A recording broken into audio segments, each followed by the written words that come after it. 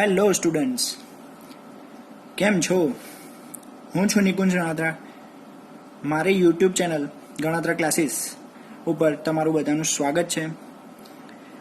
આપણે DRCS એટલે કે RCC સબ્જેક્ટ આગળ વધારીશું, નેક્સ્ટ ચેપ્ટર ચાલુ કરીશું આજે. હવે તો આજનું ચેપ્ટર ચાલુ કરતા પહેલાં આજનું ચેપ્ટરનું નામ છે અક્સિયલી લોડેડ કોલમ. બરાબર? આજનું ચેપ્ટર ચાલુ કરતા પહેલાં તમારે લોકોએ કમ્બાઇન્ડ ડાયરેક્ટ એન્ડ બેન્ડિંગ સ્ટ્રેસવાળું ચેપ્ટર કે જે સોમની અંદર આવે છે, સ્ટ્રેન્થ ઓફ મટીરિયલ, એની અંદરનું ફર્સ્ટ લેક્ચર, જેની અંદર મેં એક્ઝિયલ લોડ કે પછી એસેન્ટ્રિક લોડિંગ કોને કહેવાય એ સમજાવ્યું છે. તો પહેલાં જરૂરથી એ વિડીયો જોઈ લેવો, 10 મિનિટ 15 મિનિટ જેવું, પછી જ આ લેક્ચરમાં આવું, નહીં તો તમને અહીંયા આગળ વધારે સમજણ નહીં પડે આગળ. બરાબર છે? એટલે બેઝિક છે આગળ જે એક્સિયલી કોલમ કોને કહેવાય, પછી એસેન્ટ્રિક કોલમ કોને કહેવાય, એ ખાસ જોઈ લેવું. પછી જ અહીંયા આવો, આ વિડીયો પછી સ્ટાર્ટ કરો. લિંક હું ડિસ્ક્રિપ્શનમાં આપી દઈશ, બરાબર? અથવા તમે ડાયરેક્ટ પ્લેલિસ્ટમાં જઈને પણ જોઈ શકો છો. બરાબર? સ્ટ્રેન્થ ઓફ મટીરિયલ લેક્ચર 1 ઓર 2 એક પહેલા બીજામાંથી જ હશે, મેં નામ આપેલું જ છે. ઓકે, તો ચાલુ કરીએ આજનું લેક્ચર.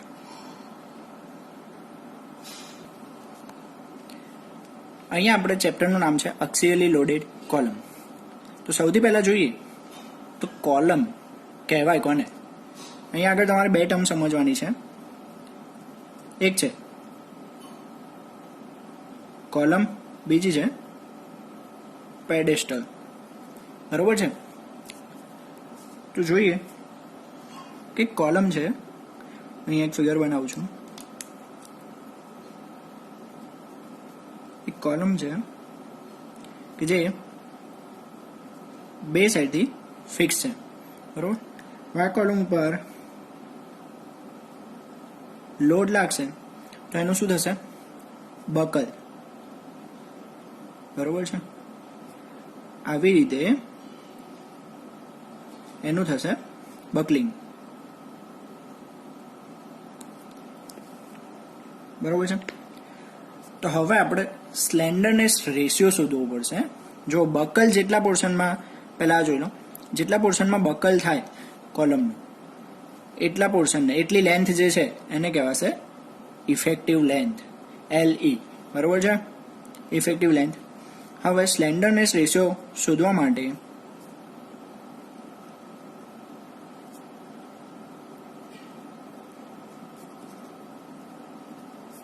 એને લેમડા વડે દર્શાવાશે.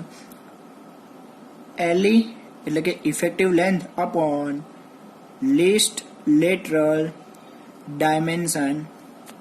બરોબર? Least lateral dimension, LLD least lateral dimension. તો LE તો ખબર પડી ગઈ કે કોલમની અંદર ઇફેક્ટિવ લેન્થ જે હોય એને કહેવાશે LE. લીસ્ટ લેટરલ ડાયમેન્શન એટલે શું? તો અહીંયા આગળ જુઓ કે કોલમનું ટોપ વ્યૂ હું જોઉં. બરોબર છે? આવો કોઈ ટોપ વ્યૂ છે કે જે B અને આ છે D. બરોબર છે? તો અહીંયા આગળ માની લો કે મેં કોલમની સાઇઝ લીધી, સાઇઝ 300 mm બાય 400 mm. બરોબર છે? 300 mm બાય 400 mm. તો અહીંયા લીસ્ટ લેટરલ એટલે કે ઓછામાં ઓછું ડાયમેન્શન કયું દેખાય છે બેમાંથી? 300 mm. તો આપણો અહીંયા થશે લેમડા LE અપોન B, એટલે કે LE અપોન 300. આ કોઈ ફિક્સ વેલ્યુ નથી, જસ્ટ ફોર એક્ઝામ્પલ, સમજવા માટે તમને આપ્યું છે એક્ઝામ્પલ. આપણું ઇક્વેશન છે lambda is equal LE upon LLD. બરોબર? Effective length upon least lateral dimension.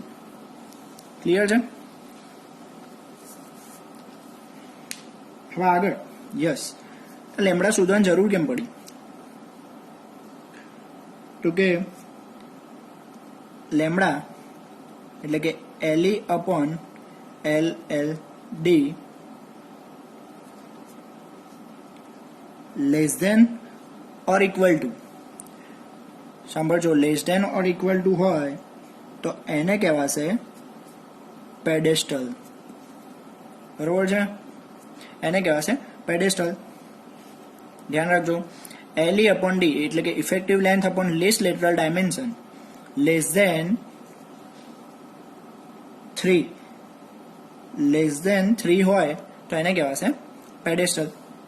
જો એની ડેફિનેશન લખી દઈએ આપણે.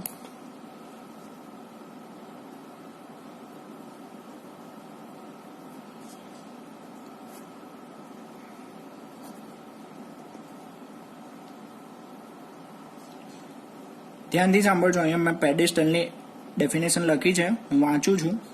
જો કોઈ કોમ્પ્રેશન મેમ્બર એટલે કોલમની વાત કરે છે, જો કોઈ કોમ્પ્રેશન મેમ્બર માટે તેની અસરકારક લંબાઈ એટલે કે ઇફેક્ટિવ લેન્થ તેના ઓછામાં ઓછા લેટરલ માપના એટલે લીસ્ટ લેટરલ ડાયમેન્શન ઓછામાં ઓછા માપના 3 ગણાથી ઓછી હોય તો તેને પેડેસ્ટલ કહે છે. તો અહીંયા આગળ બનશે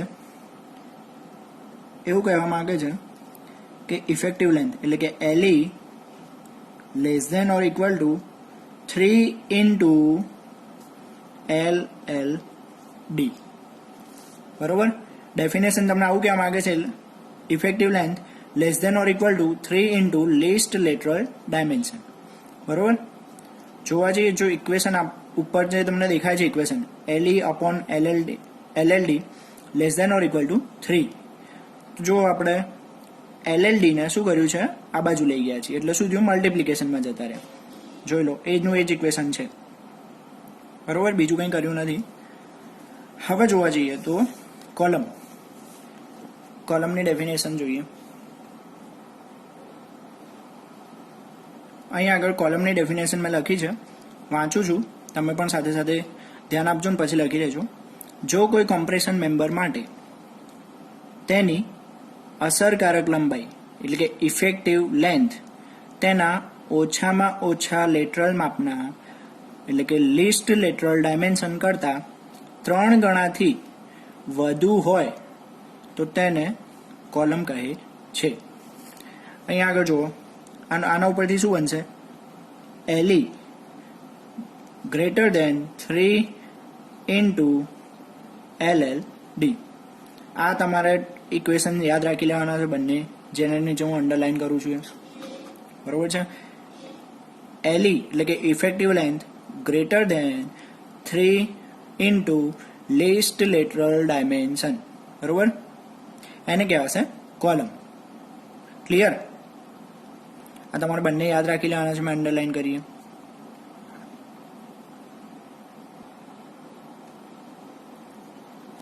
એક આ સમજવું જરૂરી છે, type of loading on column.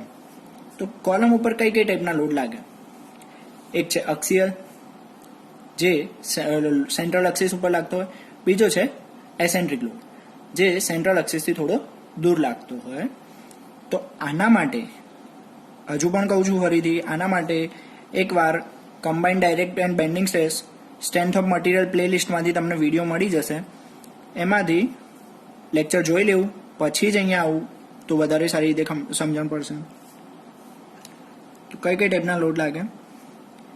એક છે અક્સિયલ, બીજું છે એક્સેન્ટ્રિક. બરોબર, એસેન્ટ્રિકની અંદર પણ 2 લાગશે, એક યુનિએક્સિયલ, બીજું છે બાયએક્સિયલ. બરોબર છે, હવે યુનિએક્સિયલ સમજીએ.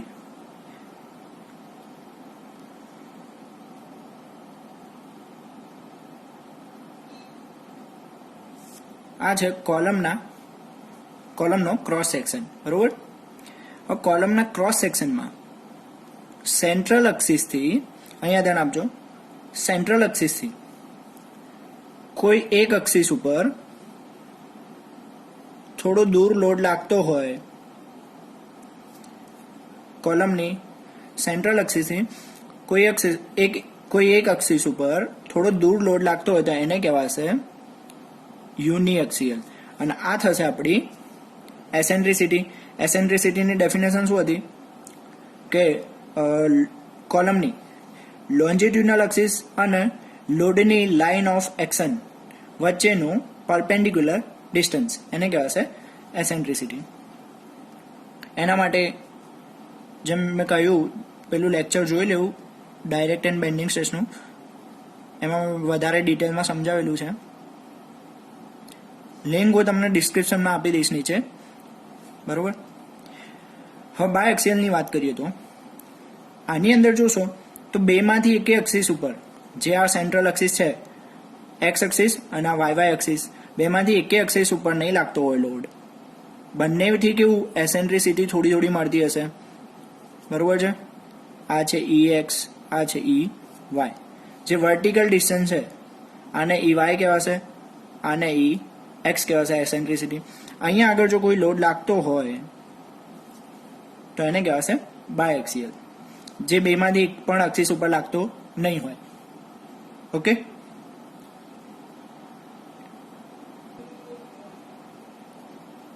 અહીંયા આગળ ટાઈપ્સ ઓફ કોલમ.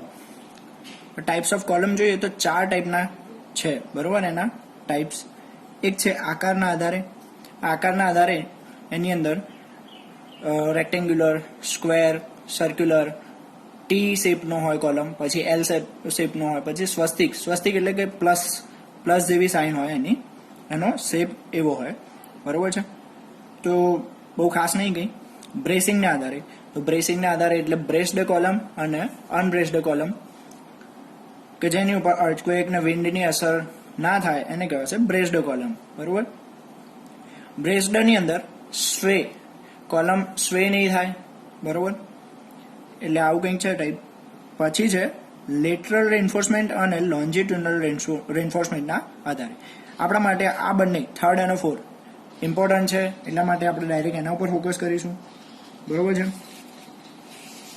તો હવે લેટરલ રેન્ફોર્સમેન્ટની જરૂર કેમ પડે, બરોબર. કોલમમાં 2 ટાઈપના રેન્ફોર્સમેન્ટ આવે, લેટરલ અને લોન્જિટ્યુડનલ. તો આપણે ડ્રો કરીને જોઈએ. આ છે કોલમની અંદર લોન્જિટ્યુડનલ રેન્ફોર્સમેન્ટ,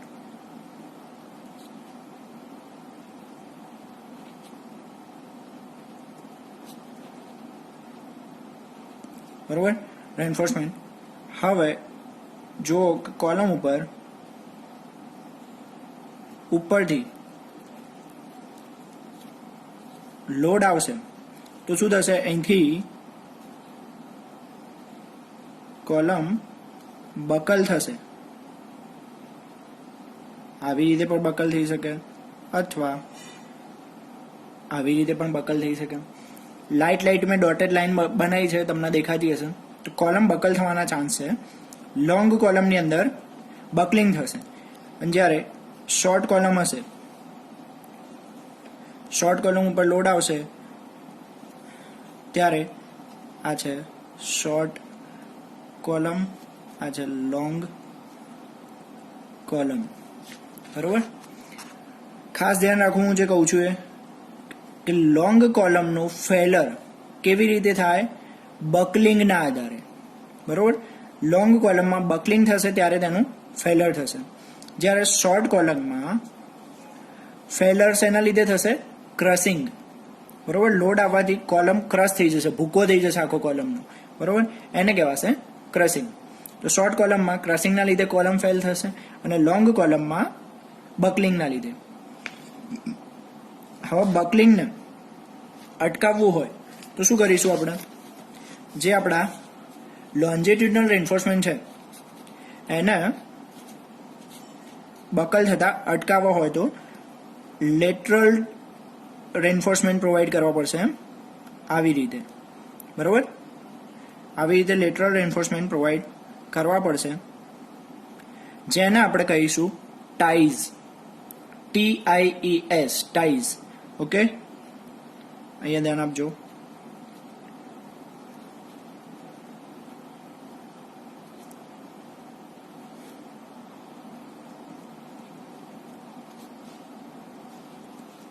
ઓર ટાઈઝ, બરોબર છે. એટલા માટે આ આવા કોલમમાં જ્યારે લોંગ કોલમમાં લેટરલ રેન્ફોર્સમેન્ટ એટલે કે ટાઈઝ પ્રોવાઈડ કરવામાં આવે છે એટલા માટે એને કહેવાશે ટાઈડ કોલમ. શું કહેવાશે? ટાઈડ કોલમ. બરોબર છે. હવે જે આ જે છે સ્ટીરપ્સ, બરોબર, એને સ્ટીરપ્સ કહેવાશે, લેટરલ રેન્ફોર્સમેન્ટ કહેવાશે અથવા ટાઈઝ. ટાઈઝ શું કરશે કે કોલમના જે લોન્જિટ્યુડનલ રેન્ફોર્સમેન્ટ છે આ બંને એને બકલ થવા નહીં દે, એને શું કરશે? પકડી રાખશે. બરોબર છે. એટલે એક સપોર્ટ તરીકે કામ કરશે. લોન્જિટ્યુડનલ રેન્ફોર્સમેન્ટ માટે સપોર્ટ તરીકે કામ કરશે, જેને વળવા નહીં દે. બરોબર છે. સેકન્ડ ટાઈપ જોઈએ હવે. અહીંયા એક વાત કહેવાની રહી ગઈ કે બે ટાઈઝ, એક આ કોઈ પણ બે ટાઈઝ વચ્ચેનું વર્ટિકલ ડિસ્ટન્સ જે હોય એને કહેવાય પિચ. બરોબર. પિચ એટલે બે ટાઈઝ વચ્ચેનું વર્ટિકલ ડિસ્ટન્સ. સેકન્ડ છે સ્પાઇરલ કોલમ. Spiral column. બરોબર. સ્પાઇરલ કોલમ નામ આવે એટલે તમારે સમજી જવાનું સર્ક્યુલર કોલમની વાત થઈ રહી છે. અહીંયા આગળ એક ફિગર ડ્રો કરું છું અને જોજો ધ્યાનથી.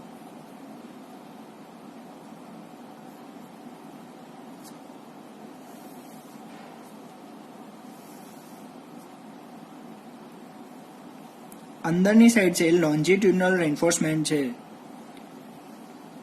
બરોબર છે. અંદરની સાઈડ છે લોન્જિટ્યુડનલ રેન્ફોર્સમેન્ટ છે.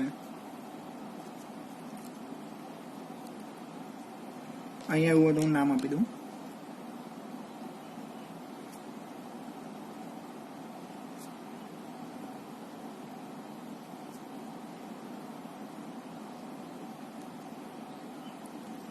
બરોબર. હવે આના આપણે કોઈ એક જ સળિયો, બરોબર, કોઈ એક જ સળિયો કે જે ઉપરથી નીચે સુધી વીંટાળીશું લોન્જિટ્યુડનલ રેન્ફોર્સમેન્ટની આજુબાજુમાં,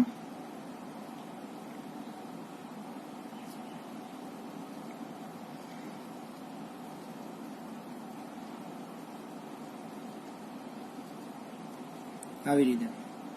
બરોબર. આને કહેવાશે હેલિકલ રેન્ફોર્સમેન્ટ. બરોબર છે. અને આ છે પિચ ડિસ્ટન્સ. બરોબર. અહીંયા આગળ ધ્યાનથી જોજો કે બે અહીંયા આગળ જુઓ કે જ્યાં આગળ લોન્જિટ્યુડનલ રેન્ફોર્સમેન્ટને જે હેલિકલ રેન્ફોર્સમેન્ટ છે તો બંને વચ્ચેનું જે અંતર છે એને કહેવાશે પિચ, વર્ટિકલ ડિસ્ટન્સને. બરોબર છે. અને હેલિકલ રેન્ફોર્સમેન્ટ એટલે શું કે એક જ એવો સળિયો કે જેને તોડ્યા વગર એની અંદરથી રાઉન્ડ શેપમાં આવી રીતે હેલિક્સ, એને પણ હેલિક્સ પણ કહેવાશે, હેલિક્સ શેપમાં વાળવામાં આવશે, લોન્જિટ્યુડનલ રેન્ફોર્સમેન્ટને સપોર્ટ તરીકે આપવામાં આવશે. બરોબર. જેને કહેવાશે સ્પાઇરલ કોલમ.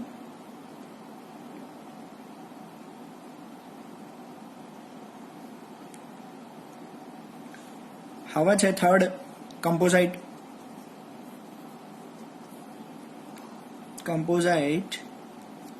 કમ્પોઝિટ પણ કહેવાશે કમ્પોઝિટ કોલમ.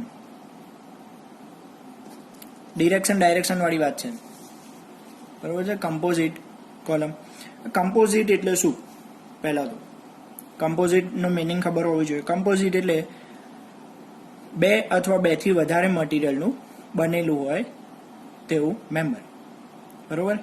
કોઈ પણ એવી વસ્તુ જે બે અથવા બેથી વધારે મટીરિયલની બનેલી હોય. હવે આપણે કોલમની અંદર અગર આરસીસીનો કોલમ બનાવીએ છીએ તો એની અંદર કયા કયા મટીરિયલ વાપરીએ? રેન્ફોર્સમેન્ટ, અહીંયા આગળ લખું છું,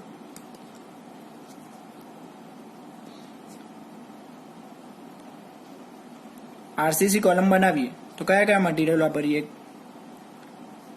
એક છે કોન્ક્રીટ પ્લસ શું વાપરીએ? રેન્ફોર્સમેન્ટ. એની જગ્યાએ જે રેન્ફોર્સમેન્ટ વાપરીએ છીએ એની જગ્યાએ આપણે કોન્ક્રીટ પ્લસ અહીંયા આગળ સ્ટ્રક્ચરલ સ્ટીલ વાપરીએ. સ્ટ્રક્ચરલ સ્ટીલ એટલે કે સ્ટ્રક્ચરલ સ્ટીલ એટલે કે આઈ સેક્શન જે ઓલરેડી પ્રીકાસ્ટ સેક્શન હોય છે, આઈ સેક્શન હોય છે, પછી સ્ટીલના સેક્શન કે પછી આઈ સેક્શન પછી એલ સેક્શન અથવા પછી સ્ટીલની ટ્યુબ આવી કોઈ મેમ્બર વાપરીએ, સ્ટ્રક્ચરલ સ્ટીલ વાપરીએ અને કોન્ક્રીટ, તો કેટલા બે મટીરિયલ થઈ ગયા, બરોબર છે, આયર્ન અને કોન્ક્રીટ. તો એવી રીતે કહેવાશે કમ્પોઝિટ સેક્શન, જેમાં બે થી વધારે મટીરિયલનો યુઝ થયેલો હોય તેને, બરોબર છે. હવે છે short column and long column કોને કહેવાશે? કોલમનું લેન્થના આધારે એટલે લંબાઈના આધારે બે ટાઈપ છે, short column and long column. Short column કોને કહેવાશે? તો એનું લેમ્બડા એટલે કે slenderness ratio less than or equal to 12 હોય. ફરીથી સાંભળજો, શોર્ટ કોલમ કોને કહેવાશે? તો કે લેમ્બડા એટલે કે slenderness ratio less or equal 12 હોય તો તેને શોર્ટ કોલમ કહેવાશે. પણ લેમ્બડા કેવી રીતે શોધાય? તો લેમ્બડા આપણે આગળ જ ઇક્વેશન જોઈ લીધું શરૂઆતમાં જ, LE/LLD, બરોબર. Less lateral dimension. Normally rectangular column હોય તો એની અંદર લેસ લેટરલ ડાયમેન્શન શું હશે? એનું B, બરોબર. તો અહીંયા એવું પણ લખી શકાય કે LE/B, બરોબર છે. અને એવી જ રીતે લોંગ કોલમ કોને કહેવાશે? Long column. તો લોંગ કોલમ માટે slenderness ratio lambda greater than 12 હોય તો તેને લોંગ કોલમ કહેવાશે.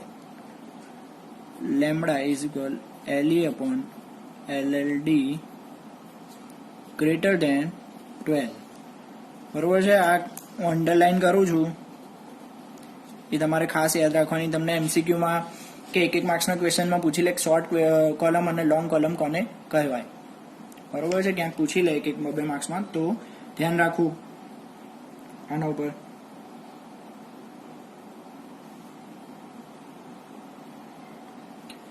અહીં આપણે નેક્સ્ટ ચાલુ કરીએ છીએ કોલમ માટે રેન્ફોર્સમેન્ટની જરૂરિયાત, બરોબર છે.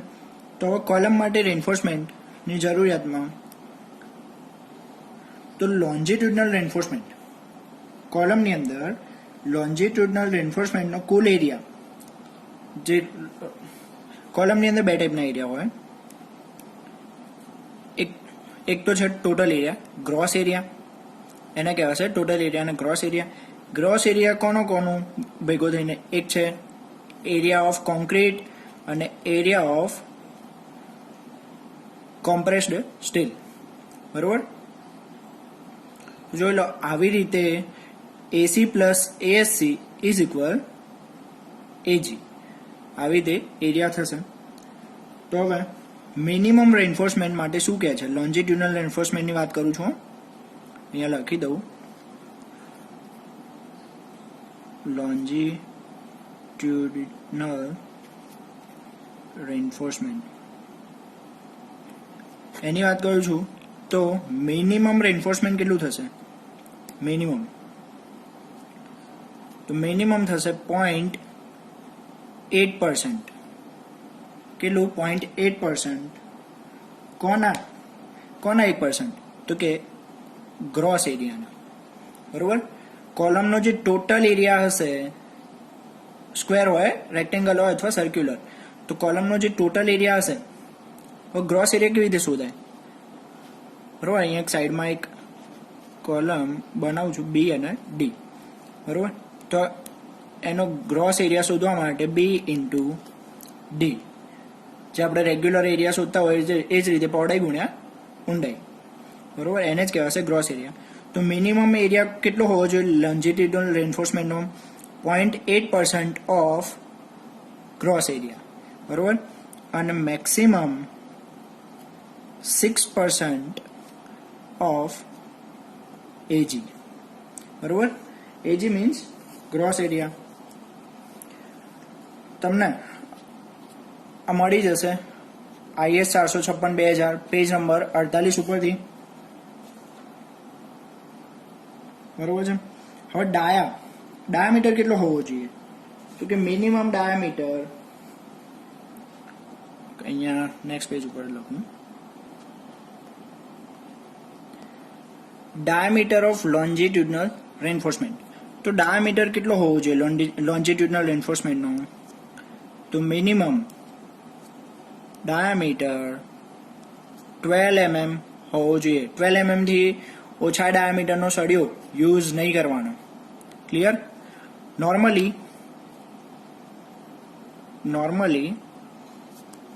20 mm યુઝ થાય છે, પણ આપણે કોડલ પ્રોવિઝનમાં 12 mm કહેલું છે, એટલે એનથી ઓછો થવો જોઈએ નહીં, 12 mm થી ઓછો થવો જોઈએ નહીં, એટલે મિનિમમ ડાયામીટર. બરોબર છે. હવે રેક્ટેન્ગ્યુલર કોલમ હોય,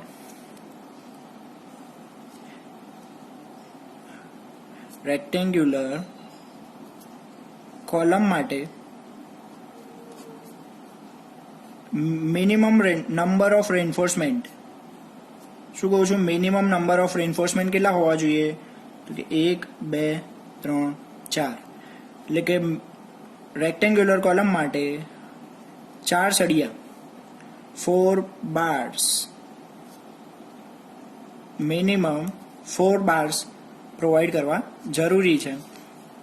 અને જો સર્ક્યુલર કોલમ હોય, સર્ક્યુલર કોલમ માટે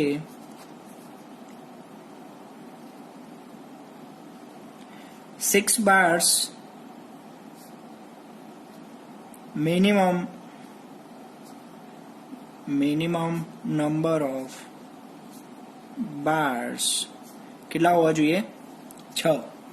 મિનિમમ 6 સળિયા સર્ક્યુલર કોલમની અંદર પ્રોવાઈડ કરવા પડશે. રેક્ટેન્ગ્યુલરની અંદર 4. આનો હું ખાસ અંડરલાઈન કરું છું. આ પણ તમને 1 માર્ક્સમાં કે 2 માર્ક્સમાં શોર્ટ ક્વેશ્ચનમાં પૂછી શકે છે, એટલે યાદ કરી લેવું.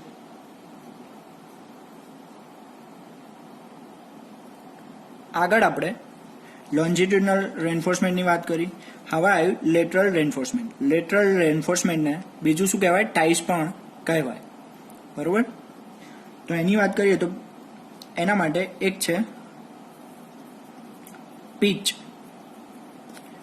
પીચ એટલે અગાઉ મેં સમજાવી દીધું હતું કે બે પાસેની ટાઈઝ હોય કોલમની અંદર, બે પાસેની ટાઈઝ વચ્ચેનું વર્ટિકલ ડિસ્ટન્સ, જેને કહેવાશે પીચ. બરોબર છે? તો પીચનું વેલ્યુ કેટલી રાખવી? તો પેજ પહેલાં તો તમે જોઈ લેજો, પેજ નંબર 48 ઉપરથી તમને મળી જશે. બરોબર? IS 456/2000 ની અંદર પેજ નંબર 48 ઉપરથી તમને મળી જશે. એક છે 300 mm, બીજું છે 16 into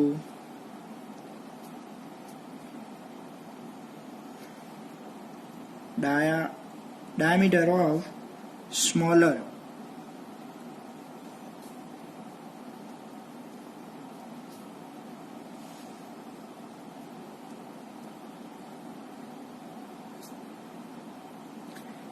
longitudinal bar. હવે તમે લોન્જિટ્યુડનલ બાર જે પ્રોવાઈડ કર્યો હોય 25 mm કે 28 mm, માની લો કે તમે બે ટાઈપના લોન્જિટ્યુડનલ ટોટલ 8 સળિયા તમે પ્રોવાઈડ કર્યા છે કોલમની અંદર. તો 4 સળિયા તમે 28ના પ્રોવાઈડ કર્યા, 28 mm 5, અને 4 સળિયા તમે 25ના પ્રોવાઈડ કર્યા. તો અહીંયા આગળ શું આવશે? 16 into ડાય ઓફ સ્મોલર લોન્જિટ્યુડનલ બાર. તો સ્મોલર ડાયામીટર કયો થયો? 25. તો 16 into 25. બરોબર? એક જસ્ટ એક્ઝામ્પલ લઈને સમજાવ્યું છે. અને ત્રીજું છે least lateral dimension of column. કોલમની અંદર કેટલા ડાયમેન્શન હતા? B or D. તો બી અથવા ડી જેમાંથી, મતલબ બેમાંથી જે નાનું હોય એની વેલ્યુ અહીંયા મૂકવાની. અને ધ્યાન રાખવાનું કે આ ત્રણેયમાંથી ખાસ ધ્યાન રાખજો કે આ ત્રણેયમાંથી જે વેલ્યુ ઓછી આવે, બરોબર, જે smaller from these three values, આ ત્રણમાંથી જે ઓછી આવે એના કરતાં વધવું જોઈએ નહીં. સ્પેસિંગ એના કરતાં વધવું જોઈએ નહીં. સ્પેસિંગ મીન્સ પિચ, બરોબર. નોટ ગ્રેટર દેન, ફરી વાંચું છું એક વખત, pitch not greater than smaller from this three values. આ ત્રણ જે વેલ્યુ છે એની અંદરથી જે સ્મોલર વેલ્યુ આવશે એના કરતાં વધવું જોઈએ નહીં, બરોબર. પણ ડાયામીટરની વાત કરું તો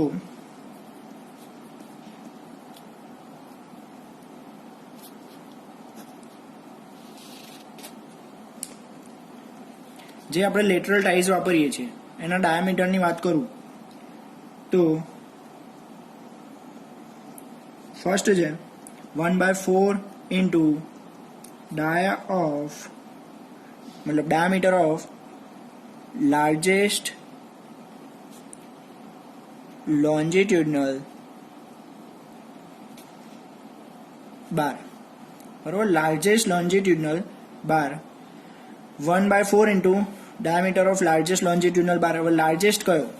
તો જો મેં હમણાં એક્ઝામ્પલ આપ્યું કે તમે કોલમની અંદર 8 સળિયા પ્રોવાઈડ કરતા હોય, 4 સળિયા તમે પ્રોવાઈડ કર્યા 28ના અને 4 સળિયા તમે 25ના, તો અહીંયા આગળ શું થઈ જશે? 1/4 ઇન્ટુ લાર્જેસ્ટ કયા થયા? 28. તો શું થાય? 28/4 એટલે 7. અને બીજું છે 6 mm, બરોબર.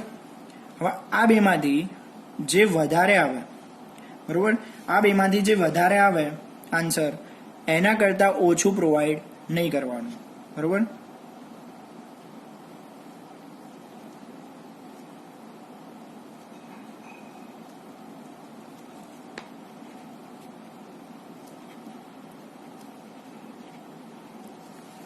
જે લાર્જર વેલ્યુ આવે, જે મોટો આન્સર આવશે એ બંને કરતાં ઓછું થવું જોઈએ નહીં. માની લો કે 28નો સળિયો લીધો તો આન્સર શું આવે? 28/4 એટલે 7. તો હવે 7નું તો પ્રોવાઈડ કરી ના શકાય, તો 7થી ઓછું 6 આવી શકે, પણ 6 તો અલાઉડ નથી, બરોબર. 7થી ઓછું થવું જોઈએ નહીં, એટલે તમે ત્યાં આગળ પ્રોવાઈડ કરી શકો 8 mm, બરોબર. 8 mm ના ડાયામીટરની ટાઈઝ પ્રોવાઈડ કરી શકો. અહીંયા આગળ તમારે રેક્ટેન્ગ્યુલર કોલમ માટેના બધા ડેટા કમ્પ્લીટ થાય છે. નેક્સ્ટ લેક્ચરમાં આપણે રેક્ટેન્ગ્યુલર કોલમ માટેના એક્ઝામ્પલ ગણીશું, બરોબર. એના પછી જ્યારે સર્ક્યુલર કોલમ સ્ટાર્ટ કરીશું ત્યારે હું એની થિયરી અને સર્ક્યુલર કોલમના પછી એક્ઝામ્પલ્સ. ઓકે. આજે જે પણ મેં ખાસ જે પણ ચલાવ્યું છે ખાસ નોટ કરી લેવું નોટબુકમાં અને વાંચી લેવું 2-3 વખત. કોડલ પ્રોવિઝન ખાસ યાદ રાખવા જરૂરી છે, બરોબર. પેજ નંબરની સાથે સાથે એક્ઝામ્પલ ગણવામાં તમને હેલ્પ રહેશે કે જો તમે એના કોડલ પ્રોવિઝન્સ યાદ રાખી લીધા હશે તો. અહીંયા આગળ એક તમને સમજાવી દઉં કે લોન્જિટ્યુડનલ અને લેટરલ કોને કહેવાય. માની લો કે મારી પાસે કોઈ હોરિઝોન્ટલ મેમ્બર છે, બરોબર. મારી પાસે કોઈ હોરિઝોન્ટલ મેમ્બર છે તો એની અંદર મતલબ એની લંબાઈ, આ શું છે? એની શું થશે? એની લંબાઈ. તો લંબાઈને સમાંતર એટલે કે લંબાઈને પેરેલલ હું જે પણ સળિયા પ્રોવાઈડ કરીશ, લાઈક આ જે મેં પ્રોવાઈડ કર્યું, મેમ્બરની લંબાઈને સમાંતર, ધ્યાન રાખજો, મેમ્બરની લંબાઈને પેરેલલ હું જે પણ સળિયા પ્રોવાઈડ કરીશ એને શું કહેવાશે? લોન્જિટ્યુડનલ બાર, બરોબર. અને હવે જે લંબાઈને 90 ડિગ્રી જે હોય એને શું કહેવાશે? આ છે, માની લો કે આ લંબાઈ છે તો આ શું થયું? એનું 90 ડિગ્રી થઈ ગયું. તો 90 ડિગ્રી જે પણ હશે એને કહેવાશે લેટરલ. અહીંયા આગળ હું જે પણ સળિયા પ્રોવાઈડ કરીશ એને કહેવાશે લેટરલ બાર્સ. બરોબર છે. જેમ કોલમની અંદર ચેક આપણે જોઈએ તો હવે આની અંદર ધ્યાન આપજો. અહીંયા આની અંદર આ શું થશે? લોન્જિટ્યુડનલ. આ બંને શું થશે? ઓકે, અહીંયાથી એરો માર દો. આ શું થશે? લોન્જિટ્યુડનલ બાર. બરોબર. અને આ શું થશે? જે આપી છે લેટરલ ટાઈઝ. આને લેટરલ બાર કહેવાશે અથવા ટાઈઝ પણ કહી શકશો. બરોબર. ધ્યાન રાખજો, લોન્જિટ્યુડનલ અને લેટરલ કોને કહેવાય એ સમજાવ્યું છે મેં અત્યારે આ બંને ફિગરથી. તો આજનો વિડીયો અહીંયા કમ્પ્લીટ કરું છું. વિડીયો તમને ગમે તો એક લાઈક આપો. લાઈકથી અમને એક મોટિવેશન મળશે, ઇન્સ્પિરેશન મળશે કે હા તમને વિડીયો ગમે છે એમ. બરોબર છે. અને વિડીયોને શેર કરો ખાસ, કે તમારો ફ્રેન્ડ્સ કોઈ ફેલ ના થાય, એમને હેલ્પ કરો. છઠ્ઠું સેમ છે, કોઈ ફેલ થશે તો 6 મહિના યા 1 વર્ષ બગડશે આખું. બરોબર છે. એટલે કોઈ ફેલ ના થાય એવો પ્રયત્ન આપણે બધા ભેગા થઈને કરીશું. બરોબર છે.